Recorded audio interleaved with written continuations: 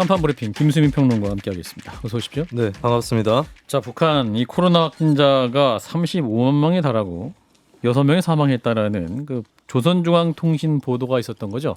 네, 오늘 조선중앙통신이 김정은 위원장이 어제 국가비상방역사령부에 방문해서 전국적인 코로나19 전파 상황을 점검했다라고 보도했는데요. 예.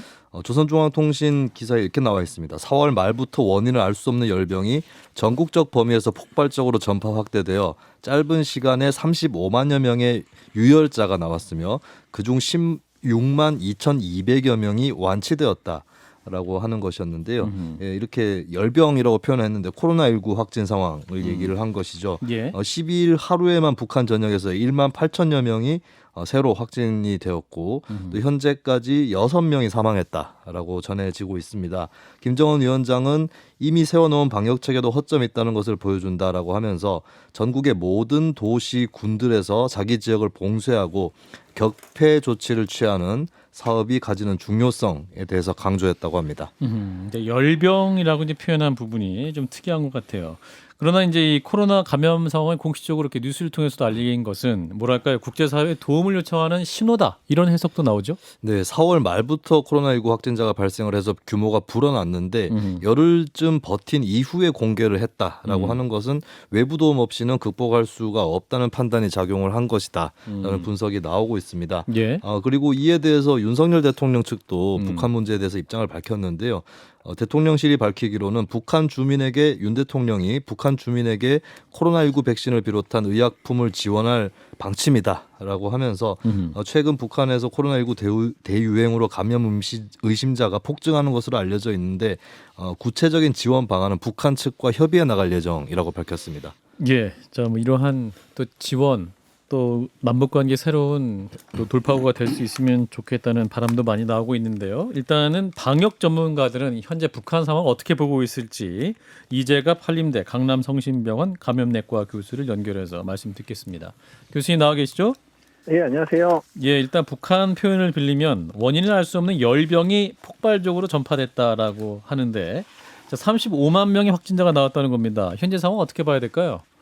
네, 일단 북한 차원에서 얘기하기에는 35만 명의 유증상자가 있다라고 얘기를 했고요. 예. 이제 아마 이제 전체 규모에 대해서 진단 검사 능력이 떨어지기 때문에 다 확진을 좀 못하고 있는 것 같고요. 예. 이제 일부 사망자에도 검사했을 때 아마 스텔스 오미크론이 의심되는 이제 바이러스가 검출됐다, 뭐 이렇게 좀 보고를 한 것 같습니다. 예. 근데 아마 4월 중순부터 아마 유행이 시작된 것 같고, 아마도 중국의 상황이 나빠지면서 중국 통해서 들어왔을 가능성이 높아 보이기는 하는데요. 예. 근데 아마 초기 대응이 진단 체계가 갖춰 있지 않다 보니까 이제 상황이 커지는 다음에나 지금 확인이 된 것 같아서 지금 이미 유행 규모가 너무 커져 있어서 상당히 좀 힘든 상황으로 가지 않을까 지금 예상을 하고 있습니다. 근데 지금 사망자가 6명이 사망했다. 35만 명이 열병 발병했다 그러는데 사망자가 숫자가 좀 적게 나온 거 아닙니까? 믿을 수 있나요, 이거? 예, 이게 어떻게 봐야 됩니까, 교수님?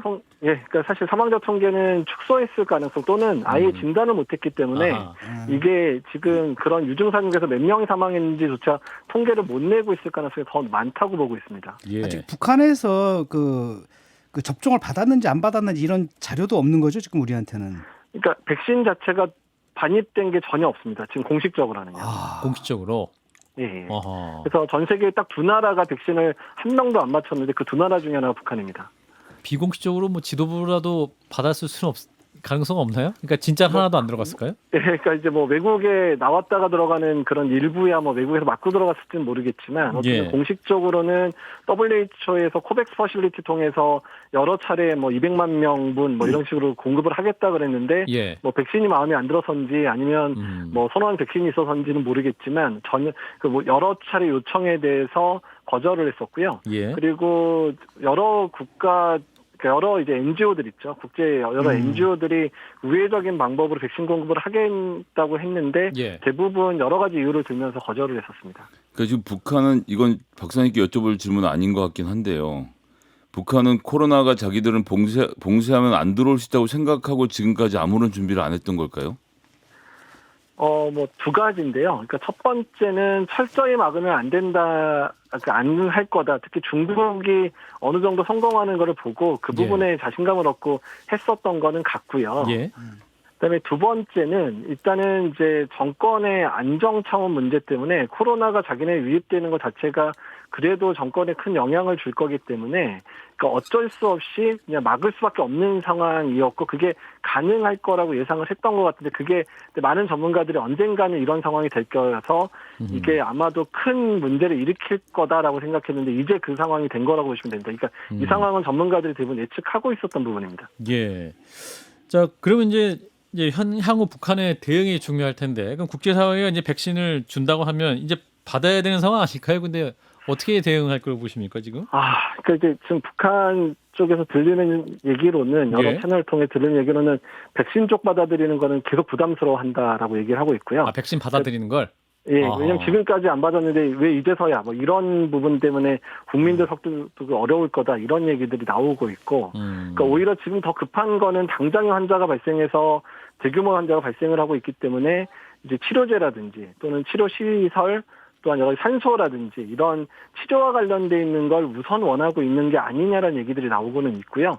근데 그러면서 어차피 이게 유행을 지금 당장의 치료제나 이런 걸 통해서 뭐 환자들 관리가 된다 그래도 유행이 오래가는 걸 막으려면 어쩔 수 없이 백신 공급이 필요하니까 어쨌든 이제 패키지들로 해서 백신까지 같이 공급하는 방식에 대해서 이제 여러 가지 WHO든 여러 국제기구, 여러 NGO 또 우리나라도 이제 뭐 우회적인 방법이든 직접적인 방법이든 다 생각을 해야 되는 건 맞습니다. 교수님 지금 방금 패키지 딜이라고 하셨는데 딜은 주고받는 게 딜 아닙니까? 근데 북한한테 지금 받아달라고 외국에서 심지어 한국에서 부탁하는 거 말고 북한이 내줄 건 없는 상태 아닙니까? 그러니까 사실 이제 그게 맞는 말이기는 한데 북한 입장에서 확진자가 나왔고 그게 30만 명이 넘을 가능성이 높다라고 밝힌 것 자체는 북한이 어떻든 간에 지원을 받고 싶다라는 신호로 받아들이고 있거든요. 예. 그러니까 이제 그 부분 자체, 그러니까 북한이 그렇게 열었을 때 이제 이 부분들을 지원하면서 사실은 다른 영역의 교류나 이런 부분들도 시작하게끔 만드는 부분 때문에 딜이란 표현을 제가 드렸습니다. 교수님 지금 발표한 숫자를 기준으로 해서 얼마나 급속도로 퍼져나갈지에 대한 시뮬레이션을 우리나라에선 해볼 수는 없습니까? 뭐 가능은 한데요. 근데 북한 내부 사정이 많지는 않고 실제 확진자 규모나 사망자 규모가 맞을지를 잘 모르기 때문에 어렵기는 하지만 지금 여러 예측을 보게 되면 적어도 북한이 이번 유행 상황에서 10만 명 이상의 사망자가 나올 가능성이 높다. 그리고 그 확진자 규모는 100만 명 이상이 넘을 거고 몇백만 명까지도 될 가능성이 높다라고 예측 자료들을 뭐 발표한 자료들이 국내에서 한 건 아니지만 이미 나오고는 있습니다. 아니 아무도 백신을 안 맞은 상태에서 100만 명에 그칠 수 있을까 이런 게 좀 불안해서요. 네, 그러니까 훨씬 많이 걸리겠죠. 그러니까 저희가 걱정은 확진자 규모에 비해서 사망자가 훨씬 많이 나올 거거든요. 그러니까 우리나라가 뭐 0.1% 얘기하잖아요. 오미크론 때. 근데 이제 홍콩이 80대 이상이 예방접종 안 했었던 시기에 하루에 300명 정도씩, 그러니까 한 절반 정도밖에 예방접종 안 했었는데 한 하루에 사망자가 300명씩 나왔었거든요. 근데 여기는 백신 접종 아예 안 한 데니까 사망률이 아마도 뭐 적어도 2, 3%, 그다음에 의료 체계도 전혀 갖춰진 게 없으니까 높게는 10% 정도까지도 올라갈 수 있겠다라고 얘기를 하고 있습니다. 확진자의 10%가 사망할 수도 있겠다. 당장 우리가 뭐 지원을 하려면 어떤 걸 해야 되나요? 일단 중증 환자들을 치료하기 위해서는 뭐 산소호흡기라든지 그다음에 또 그 경증 환자들 같은 경우에 치료제가 나와 있지 않습니까? 어떤 게 우선이 돼야 될지 몰라서. 그러니까 뭐 지금은 사실 어떤 거든 다 줘야 되는 상황이 되는데요. 첫 번째는 그러니까 말씀하신 대로 치료와 관련된 영역에서는 뭐 산소 공급부터 시작해서 치료 약제라든지 뭐 여러 가지 그다음에 의료진이 착용해야 되는 개인 보호구라든지 이런 부분들을 거의 뭐 게다가 뭐 모듈형 병실이라든지 이런 부분들까지 아예 대거 지금 공급을 해야 되는 상황이고요. 또 두 번째는 유행 자체가 차단이 돼야지 확진자 규모를 줄일 수 있으니까 뭐 마스크부터 시작해서 개인위생 할 수 있는 손위생제라든지 이런 개인적인 그런 방역을 위한 그 물자들도 같이 공급이 돼야 되는 상황입니다. 그 사진 최근에 공개된 거 보니까 김정은 위원장이 마스크를 썼는데 그 마스크가 뭐 덴탈 마스크라 그러나 거의 KF94 우리나라에만 있는 기준이긴 합니다만 그런 식의 뭔가 보호해주는 마스크가 아니라 그냥 말 그대로 마스크를 쓰고 있는 모습을 이게 국가에서 제일 중요한 사람도 저런 마스크를 쓰고 있다라면 다른 데는 아예 뭐 생산을 못 하고 있고 나눠줄 물자가 없다고 보는 게 맞겠죠?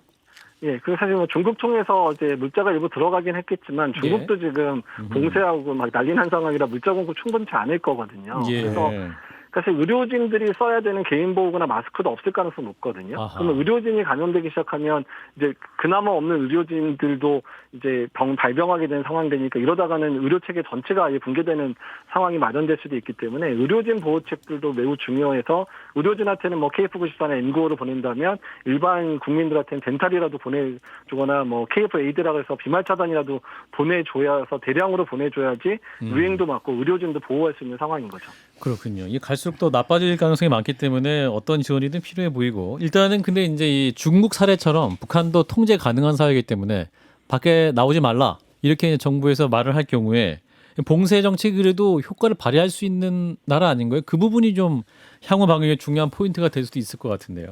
그러니까 이제 그 부분도 유행 규모가 너무 커진 상황에서 봉쇄를 하게 되면 효과가 나타나는 데까지 뭐 최소 2, 3주에서 한 달 이상 한 달 이상 그 사이에 걸리군요. 엄청나게 많은 사람이 나올 거거든요. 그러니까 중국도 상하이가 좀 5주째 봉쇄를 해서 지금 이제 10분의 1 규모 정도로 확진자 규모를 줄였거든요. 예. 그 5주 동안에 발생할 환자들의 규모가 꽤 클 텐데 그 사람들 어떻게 치료할 거냐의 문제도 생기는 거고 두 번째는 그 사람들에 대해서 식량이라든지 이런 것들을 이제 물류 체계가 돌아가야 되는데 아하. 북한이 그런 물류 체계를 제대로 돌릴 거냐에 대한 문제도 생긴다는 겁니다. 그렇군요. 자 마지막으로 이제 국내 상황 여쭙고 마무리하겠습니다. 자 국내 코로나 상황은 지금 어떻게 보십니까? 이제 이달 더 꾸준히 이제 5만 명 아래로 밑들고 있기는 합니다만 이거 안심할 땅이 아니다. 또 경고를 하시는 전문가들도 계셔가지고요. 그러니까 이제 지금처럼 이제 한 3만 명에서 5만 명 수준 정도가 저는 적어도 1, 2개월 길어지면 2, 3개월 이상 좀 유지되다가 예. 이제 전반적인 백신 맞은 분이나 감염된 사람들의 면역이 떨어지면 9월 이후에 오미크론의 하위 변이만으로도 꽤 큰 유행이 있을 수도 있고 만약에 새로운 변이가 유행하게 되면 우리가 예상했던 것보다 큰 유행이 있을 수도 있기 때문에 지금의 그래도 조금 안정된 시기에 가을 겨울에 유행을 대비할 수 있는 여러 가지 준비들을 지금 해놓는 게 매우 중요할 거다. 그래서 대비를 좀 하자. 그냥 끝나간다고 그냥 좋아하고 그냥 축제를 하는 그럴 만한 상황은 아니다라고 말씀을 드리겠습니다. 예. 저는 3차 접종하고 확진까지 됐다가 나왔는데 또 접종을 해야 되겠죠? 가을 어르신 연세가 있어서 시작되면 그때 맞으시면 됩니다. 예, 알겠습니다. 그리고 5월 말 되면 7일 격리 안 해도 되고 격리 시간 줄어들 수 있다. 진작 걸리면 빨리 걸렸어야 되지 이제 나중에 걸리면 이 격리도 제대로 못할 거다라고 이제 일반인들이 말씀하시는 분이 계시거든요. 이 부분이 사실인가요? 저는 사실 이제 법적 격리 의무를 해제하는 부분들은 정말 신중해야 되는데요. 그러니까 격리를 권고했었을 때 회사들이 이 사람한테 병가를 줄 거냐. 그다음에 플랫폼 노동자나 일용직 노동자가 쉴 수 있을 거냐. 소상공인들이 감염됐는데 가게 문을 일주일 동안 닫을 수 있을 거냐. 예. 아무 지원 없으면 이거 잘못했다가는 정말 이제 돈 많고 이제 휴가 마음대로 쓸 수 있는 사람들만 제대로 치료받고 이런 취약한 계층은 그러네요. 치료도 못 받고 쉬지도 못하고 그냥 아픈데 일해야 되는 그런 상황이 실제로 벌어질 수도 있기 때문에 법적 격리 의무를 해제하는 부분은 정말 신중하게 결정하고 할 거면 제대로 보완책을 만들고 하셔야 되는 부분이라고 꼭 말씀드리고 싶습니다. 예, 교수님 말씀 중 굉장히 중요한 지적인 것 같습니다. 말씀 고맙습니다. 네, 안녕히 계세요. 네, 한림대학교 이재갑 교수였습니다. 자, 일단은 그 북한의 미사일 도발이 잇따르고 있는데 이런 거는 코로나19 대규모 확산이 또 남북 관계 주요 변수가 될 수도 있을 것 같은데요, 진 작가님. 뭐 그렇게 큰 변수라고는 생각하지는 않고요. 아 그런가요? 왜냐하면 지금 핵 쏘고 뭐 미사일 발사하고 이러는 것들은 좀 더 전략적인 차원의 문제인 거고 이것은 이제 그런 차원의 문제는 아니고 일시적인 문제이기 때문에 뭐 그 대단하게 큰 역할을 할 거라고 보지는 않고요. 예. 경색된 그 남북 관계는 계속될 거라고 보고 다만 인도주의적 지원을 하게 되면은 남북한 간의 긴장 완화에는 어느 정도 도움이 되겠죠. 그 정도라고 보면 됩니다. 김 소장님? 전 이렇게 아무도 백신을 맞지 않은 상태에서 수백만 명이 감염되는 사태 이게 숫자가 순차적으로 늘어나는 게 아니라 자승으로 이렇게 폭발적으로 증가할 것으로 보이잖아요. 네. 이런 경우에 북한 사회 불안도 저는 걱정을 해야 된다라고 생각합니다. 북한이란 사회가 불안해지고 붕괴되면 그 피해를 한국이 고스란히 넘겨받을 수밖에 없는 구조가 될 것이거든요. 예. 근데 제가 최근에 다른 데서 본 뉴스 중에서 우리나라 마스크 생산 업체들이 지금 정부만 믿고 마스크 생산을 하다가 최근에 더 이상 물량이 필요 없게 되면서 약간 곤란한 지경에 있다는 뉴스를 봤었는데 다른 건 모르겠지만 백신이랑 마스크 정도는 국가가 좀 준비를 많이 해서 북한을 안정시키는 게 우리 자신, 한국을 위해서도 도움된다는 생각을 가지고 뭐 당선자 윤석열 대통령도 그런 말씀을 지금 하셨으니까 북한에 대한 인도적인 지원이 좀 전폭적으로 많이 이루어졌으면 좋겠습니다. 예. 예, 다들 뭐 같은 마음이신 것 같고요. 자, 민주당 얘기해 보겠습니다. 어제 삼선의 박완주 의원이 그 성폭력 의혹으로 제명됐다는 소식 전해드렸는데 2차 가해 추가 비위 의혹이 더 나오고 있군요.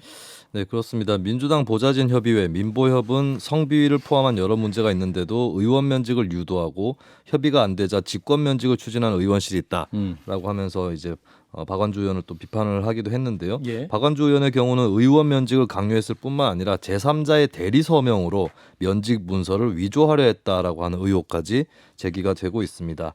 이런 과정에서 피해자가 젠더 폭력 상담 신고 센터에 피해 사실 신고를 했고요. 민주당 윤리감찰단이 본격적인 조사에 착수했다라고 하는 것이 민주당의 설명입니다.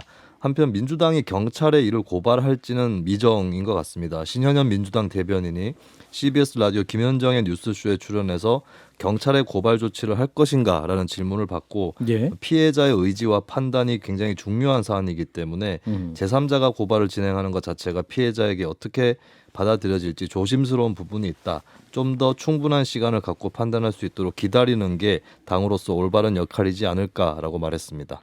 예, 그리고 같은 당 김원희 의원실 그 최광욱 의원에 대한 의혹도 불거지고 있죠.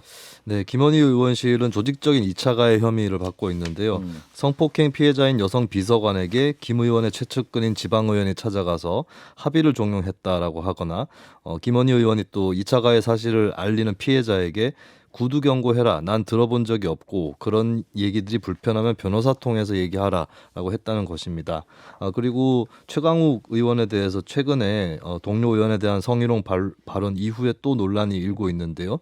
SBS가 또 다른 의혹을 제기를 했습니다. 지난 4월 26일 검찰청법 형사소송법 개정안 처리를 위한 법제사법위원회 안건조정위원회 회의 대기 중에 동료 의원에게 성적 발언을 하고 여성 보좌진의 외모를 품평했다라고 하는 내용인데요. 예. 민보협 관계자는 전후 맥락까지도 제보를 받았다.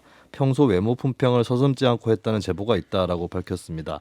최강욱 의원은 이에 대해서 반발을 했는데요. 도저히 묵과할 수 없는 날조가 이어지고 있으며 목적을 가진 공작이 아닌지 의심된다라고 얘기를 했습니다.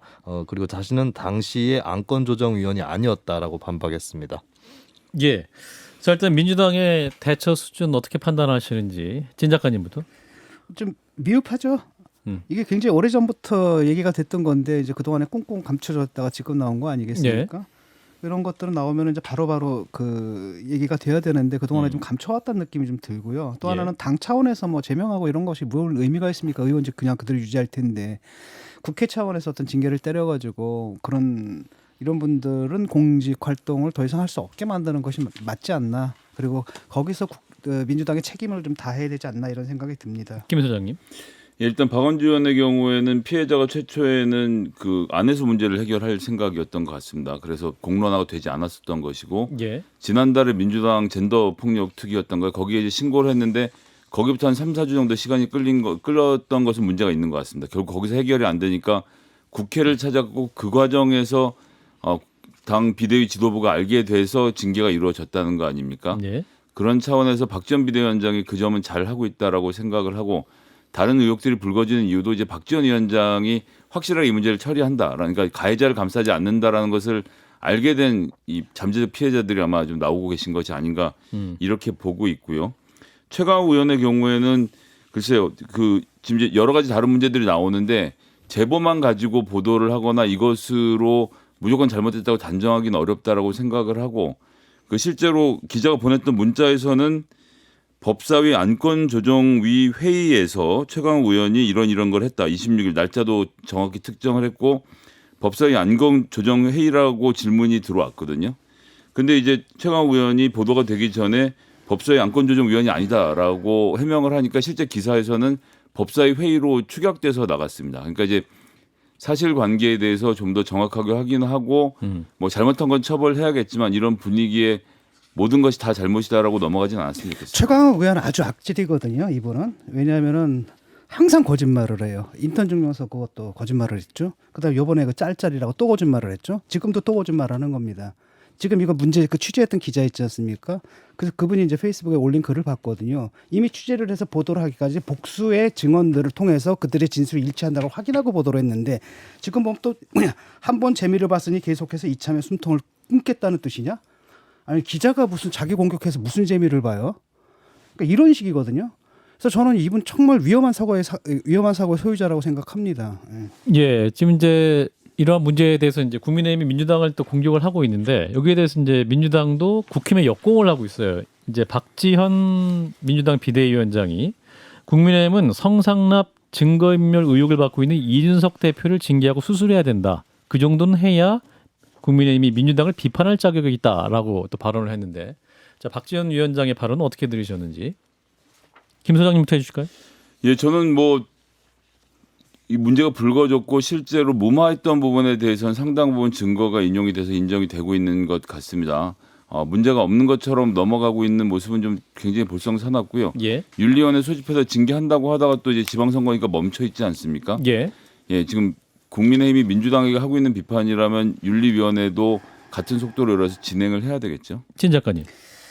그 박지원 위원장이 쓸데없는 말을 하는 것 같아요. 이 사안은 이 사안이고 그 사안은 그 사안이고 서로 연동하는 순간에 이게 예. 물타기가 돼버리거든요. 네. 이 사안은 굉장히 중요한 사안이기 때문에 그렇게 정치화해서는 안 된다고 봐요.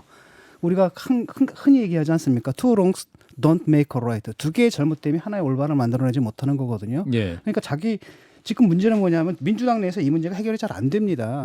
박지원 위원장이 이렇게 얘기를 하잖아요. 그렇게 네. 되면 그 밑에 붙은 그 민주당 지지자들의 그 댓글들을 보기 좀 정말 끔찍한 수준이거든요. 자기 문제예요. 자기 문제부터 해결을 해야지. 쟤네들도 그래요. 저는 이건 좀 올바른 태도가 아니라고 생각합니다. 그건 다른 문제죠. 예. 그럼 국민의힘은 국민의힘 자체적으로 해결을 내비두고. 그렇죠. 거기서도 진행이 중이지 않습니까? 그 징계가. 예. 예, 뭐 이 문제 여기까지 하고요.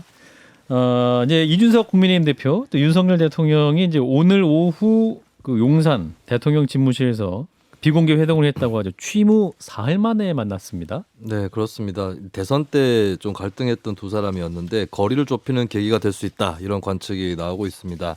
그리고 오늘 국민의힘 중앙선거대책위원회 회의에서 이준석 대표가 예. 윤석열 대통령의 취임사 논란에 대해서 언급을 한 바가 있는데요. 대통령께서 취임사에 매우 순도 높은 자유 한 사발을 그릇에 담았다. 한 사발. 매우 긍정적으로 평가한다. 이렇게 호평하고 옹호하는 그런 모습을 또 보여주기도 했습니다. 예. 오늘 자리에서는 다양한 국정 현안이 논의가 될 것으로 보이고 특히 한덕수 총리 후보자의 인준, 추경 예산안 처리 이런 것들이 필수적으로 언급이 될 거라고 보여지고요. 예. 또 한편으로는 정호영 보건복지부 장관 후보자라든지 대통령실의 몇몇 논란의 인사라든지 이쪽에 대해서 당내 우려나 반대 여론을 전달할지 이 점에도 주목이 쏠리고 있습니다. 이제 이런 가운데 이제 논란이 있었던 대통령실 김성회 종교 다문화 비서관 자진 사퇴 의사를 밝혔고, 일단 정호영 장관 후보자에 대한 처리 문제도 어떻게 될지 좀 관심이 모이고 있네요.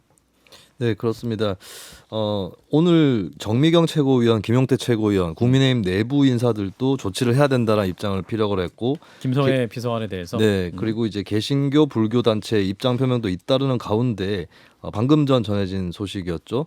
김성회 비서관이 자진 사퇴한다라고 밝혔습니다. 예. 대통령실 대변인실이 전했는데요. 대통령에게 누가 되지 않기 위해 자진 사퇴한다라고 김 비서관이 사의를 밝혔다고 합니다. 예. 정호영 장관 후보자에 대한 입장은 추가적으로 나온 게 없는 거죠, 아직까지는? 네, 현재 관측이 여러 군데로 엇갈리고 있어서 대통령실 관계자로부터 나오는 얘기에도 강행을 할 것이다. 뭐 대통령의 뜻은 변함이 없다라고 하는 관측도 있고, 다른 한편에서는 아직까지 확정된 것은 없고 철회될 수도 있다. 이런 엇갈린 관측이 나오고 있어서 아직 불투명한 상황인 것 같습니다.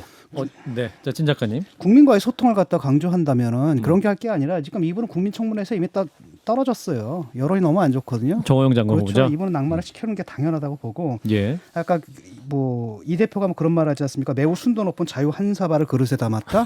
뭔 소리인지 모르겠는데 자유를 35번을 얘기했거든요. 예. 근데 문제는 뭐냐, 국가의 존재 이유라는 것은 개인의 자유가 침해되는 걸 막아주는 역할을 하는 게 국가의 자름. 그런데 뭡니까? 간첩 조작 사건 거기에 연루됐던 사람을 갖다가 비서실에 들어 공직기강 그러니까 이 비서관. 사람들이 말하는 자유가 뭔지를 모르겠어요. 자, 김 소장님. 김성회 비서관이 소장 말고 비서관. 근데 나가는 변이 웃기죠. 이 대통령에게 누를 끼치지 않기 위해서. 이게 지금 대통령에 누를 끼치고 안 끼치고의 문제입니까? 국민들에게 굉장히 잘못했다라는 생각이 들고요. 그래서 김성애 씨 하나 잘라내고 이 문제를 덮고 지나가려는 것이 아닌가라는 의심을 지우기가 어렵습니다. 사회에 누를 끼쳤어요 이번.